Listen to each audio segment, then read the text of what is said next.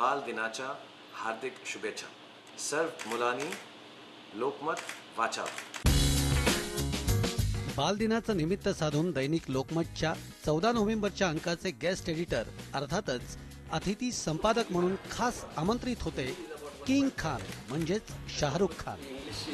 आयुष्यात स्वप्न बघा, मोठी स्वप्न भौतिकदृष्ट्या नव्हे तर लौकिकदृष्ट्या प्रत्यक्षात येण्यासाठी प्रयत्न करा असं सांगणारा बाजीगर शाहरुख, आंतरराष्ट्रीय घटनांबद्दल सजग असणारा शाहरुख आणि शिक्षण महत्वाचं असं सांगणारा किंग खान अशी अनेक रूपं या निमित्तानं बघायला मिळाली. लोकमतचे समूह संपादक दिनकर रायकर, मुंबई आवृत्तीचे संपादक विवेक गिरीधारी, लोकमतचे राघवेंद्र, लोकमत समाचारचे औरंगाबादचे निवासी संपादक अमिताभ श्रीवास्तव अशा अनेक दिग्गजांच्या मदतीनं या बालदिन विशेषांकाची निर्मिती शाहरुखनं केली. एक्चुअली क्योंकि चिल्ड्रंस डे का एडिशन है तो मुझे ज़्यादा नहीं लगा, क्योंकि मैं खुद फादर हूँ और बच्चे मुझे बहुत पसंद हैं.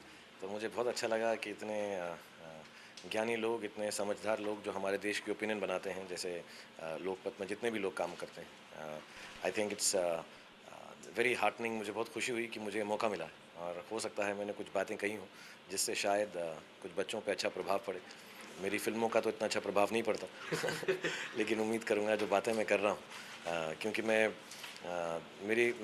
मेरा बहुत बिलीफ है कि हमारा जो फ्यूचर है, और सिर्फ ये कहने की बात नहीं है. हमेशा लोग ये बोलते हैं कि जो आने वाली पीढ़ी है देश को आगे बढ़ाएगी, बट मुझे सचमुच लगता है कि ये जो पीढ़ी है, ये जो जवान वर्ग है और बच्चों का वर्ग है, वो जो है हमारे देश को बहुत उन्नति के रास्ते पर ले जा सकता है अगर उनको कई मॉडर्न थॉट्स बताई जाएँ और उन थॉट्स के अंदर हमारे कल्चर और हमारा जो बिलीफ है वो ना छूटे. सुमारे 70 चित्रपट आणि 15 प्रतिष्ठेचे पुरस्कार मिळवणारा शाहरुख आज संपादकाच्या भूमिकेत शिरला होता.